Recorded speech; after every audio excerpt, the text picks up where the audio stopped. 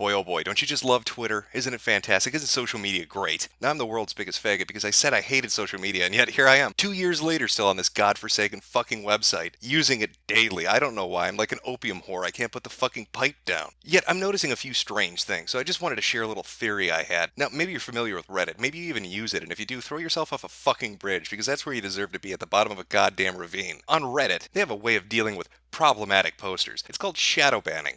If you haven't heard of shadow banning, chances are you've probably been shadow banned, and nobody's been able to tell you, because that's how it works. It's just you alone in the wilderness screaming at the top of your lungs, and nobody can hear you. They don't see the shit you talk about, they don't see the stuff that you're interested in. You disappear, you're unpersoned. Now I want to talk about what Twitter does. Twitter will outright ban people. I'm sure you're familiar with this, gentleman. And yes, I'm intentionally using that picture to dispel the myth that gay men have good fashion sense. They obviously don't. What the fuck were you thinking, Milo? It looks like you skinned the Cookie Monster before you went to this speech. What, were you stuck in a 1970s internment camp? The only way to get past the guards was to use the grass-colored shag carpeting as full body camo before you hopped over the fence to dodge a bullet? You see, Milo did the unthinkable thing. He decided to go tell an untalented actress that she was not talented. I know, it's insane that he would do that. The crazy madman actually did it. He went over to Harambe's page and he said, "Hey, listen, Megilla Gorilla, you can't act for shit. Eat this banana and fuck off." I'm not saying that's what he said. I'm just quoting BuzzFeed because BuzzFeed is an accurate source of news, and they told me that he hates black people. Well, as you can imagine, after Milo was out the door, it was time to clean house a little bit in what I like to call the shit poster holocaust that's currently still underway. Now, some people say this has to do with being conservative. Other people say it has to do with being a fucking asshole. Maybe those go hand in hand. I don't know. I'm not a fucking psychologist. All I know is that a massive amount of people have been purged. But it goes much farther than simply just outright banning, because if you just outright ban everybody, you're going to anger the majority of the user base. Eventually, it's going to freak people out. So Twitter likes to employ what I like to call throttling. So Twitter devised a really devious way of fucking you without you knowing that you're being fucked, which is ingenious, I'll admit. It's cuntish, but it's ingenious. Rather than outright ban you, rather than shadow ban you, they throttle you. Twitter has a lot of analytical data and tools at its disposal. You can see part of this by going to your own analytics page. It'll show you all sorts of crazy, nonsensical shit. The credit cards people use, the political party they're affiliated with. Did they like to buy milk or soap? I'm not making that shit up for some reason, and somehow they have that fucking information. Welcome to the modern age. Now, I'd be willing to bet money that a company that can garner that kind of information has a fuck ton more analytics behind it. A lot more data than they're letting the user base actually see. The back end. The end that only the affiliates of Twitter and the employees of Twitter ever get to really look at. And with that kind of data, they can see who in your user base, the people that are following you, which ones are able to spread a message the furthest. And they throttle you. They basically cut them off. They say you've got 100 followers, and 10 of them are able to get you a shit ton of retweets. 10 of them are able to spread your message far and wide. Maybe they have a large follower base. Maybe they're just somebody who a lot of people pay attention to. They make it so those 10 people can't see what you say. Maybe they make it so the tweet is unavailable. You remember this infamous shit that's everywhere on this goddamn website? I love this. I love this little message. This tweet is unavailable. You know what? That tweet is available. You'd think it was deleted. Or the account was deleted, because we're peanut-eating fucking monkeys that have been told to sit in the corner. We don't actually click it. But surprisingly, more often than not, that tweet is completely fucking available. They've just made it so it's difficult to see. They want you to do a little bit more effort, and because we're lazy fucks, we don't do that effort. We just assume that the account's been deleted, or the information is gone.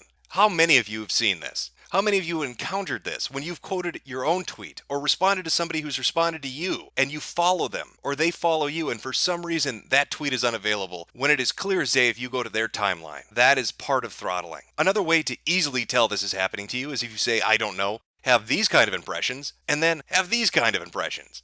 A little bit of a fucking drop-off. I'd say just a tiny bit of a fucking drop-off going on there. And what makes this so ingenious is you still get people that say, "I can see your tweets. They come on my timeline." It's a really great way of fucking with people. So in our hypothetical situation where you've got 100 followers and 10 of them are power users, they get your information out. Well, those 10 have been blocked, but 90 haven't. And of those 90, the people will respond and say, "I can still see your tweets. I can still see the information being put forward. Well, of course you can. Of course you can, because you're not those 10 people. You're not the people that actually get the information out. You're not the people that spread the information around. You're harmless. It's using analytical data. It's using the user information effectively to fuck with and silence people in a way that is not that obvious. You're not banning them. You're not shadow banning them. You're merely cutting off the power users in their follower base to make it so whatever they tweet out does not spread. Maybe they delay the timeline, maybe they make the tweet unavailable, but it gets stopped. Now, who do you think is doing this? Well, you could speculate. You could say it might be, I don't know, fat bull dykes with blue hair. You know, the penis-hating kind on the safety council. I don't know.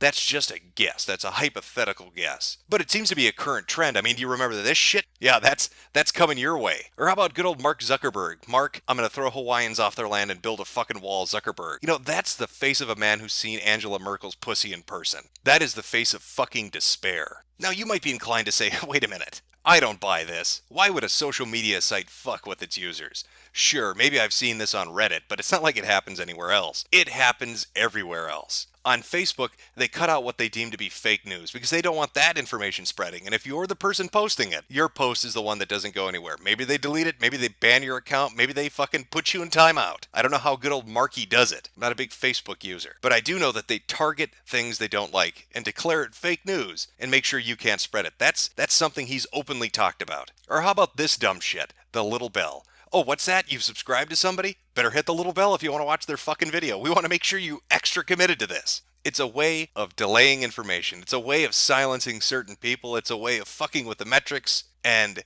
it is everywhere in social media these days. Some sites are open about it. Some aren't open about it. When it comes to Twitter, though, I'm fairly fucking certain they're throttling people. If you watch this, if you talk to people who you follow or who follow you, more than likely you're going to encounter one or two who say, yep, this has happened to me. The tweets are an available thing, the drop in impressions. I'll go from having multiple conversations and then it's just dead. It's like I have nobody who follows me. It's like they've never heard of me before. It's like I've been utterly shadow banned. No, you've been throttled. And what does that do? Exactly. Well, it makes you feel like you're talking to yourself. It's a great way to stop a conversation. It's a great way to stop talking about a certain subject. It pretty much guarantees that you think, well, nobody who follows me, nobody who knows me must be interested in this. I guess I'll shut up about it. And then in 5 to 10 hours, maybe a day or two, depending on how pissed off Jack and his blue-haired dykes are, your account suddenly works again. But by that point, you're not talking about it anymore. And all those tweets that were delayed are now on the timeline, squished all the way at the fucking bottom. It's days-old news. Nobody wants to talk about it anymore. That's what makes it so goddamn ingenious. Rather than ban you or prohibit you from speaking about something, rather than censoring you, they make you censor yourself by making you think nobody gives a shit.